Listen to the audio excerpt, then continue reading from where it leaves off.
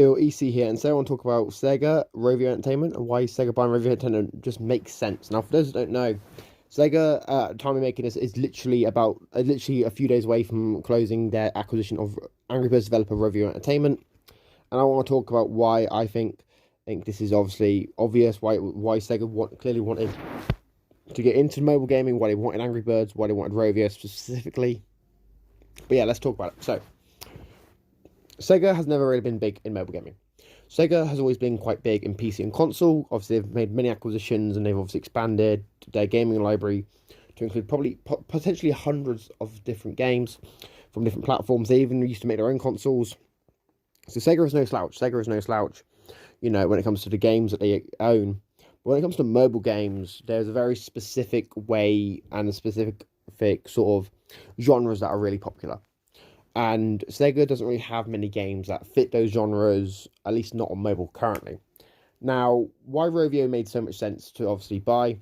First, we've got Angry Birds, which is still rather popular. I'm surprised how popular it still is. I know it's not been relevant in years, but there's still community around it. Simultaneously, there's still community around Candy Crush, which is kind of crazy. Next as well, I do think that it makes a lot of sense for Sega to want to obviously acquire Rovio for the fact that they have worked with Rovio in the past and put a Sonic character or Sonic in an Angry Birds game, so it's very possible.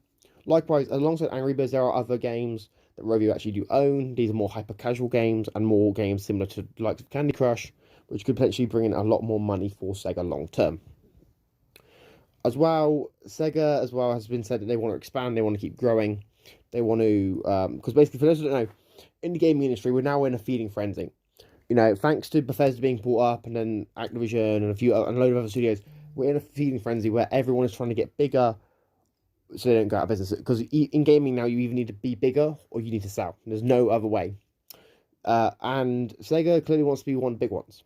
Sega's worth about $5 billion, $5 billion, which is good, which is quite good statistic. But they make more money than that. They make more money than the actual value of the entire company. And it is clear that they want to expand their group in mobile and become bigger in mobile, because mobile is a huge market when it comes to gaming. Console and PC sales of a lot of games are stagnant. The revenue that you can get from those platforms is fairly small compared to what you can get on mobile. Mobile is the big one, and plus it has smaller budgets for games as well, which is a huge draw to someone like Sega. And Sega has a huge library of IPs that they can use Rovio to make games on.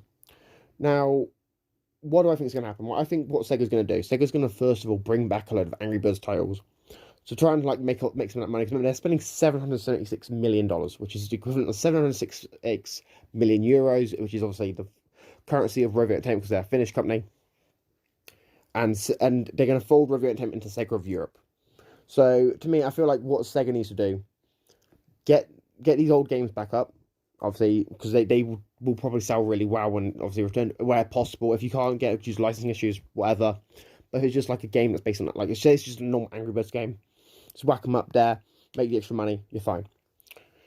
Then I feel like Sega will probably get their studios Hardlight and Rovio Entertainment to work together to develop tons of more mobile games for characters like Sonic the Hedgehog and whatnot, to expand Sega's presence in the mobile gaming market.